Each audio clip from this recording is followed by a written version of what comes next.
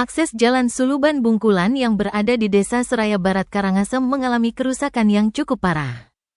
Hal ini membuat sejumlah warga yang tinggal di seputaran tersebut mengeluhkan kondisi jalan tersebut karena sudah bertahun-tahun. Pantauan di lokasi menunjukkan kondisi jalan banyak berlubang sehingga menyulitkan bagi pengendara motor terutama bagi warga yang tinggal di sekitar jalan tersebut. Salah seorang warga Inenga Subakal menyebut beberapa tahun lalu di era kepemimpinan bupati sebelumnya jalan tersebut sempat diperbaiki. Namun saat ini setelah jalan rusak lagi tidak mendapat perbaikan. Ia menambahkan sebelumnya sudah sempat diusulkan, tetapi tidak pernah terrealisasi. Sementara itu, Kepala Dinas PUPR dan Perkim Karangasem Wedasmara mengaku ruas jalan tersebut berstatus milik desa. Sehingga yang berhak melakukan perbaikan itu adalah desa setempat.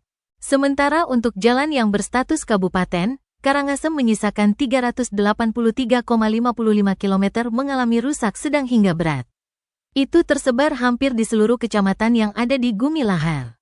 Setiap tahunnya disebutnya, ada saja ruas jalan yang diperbaiki.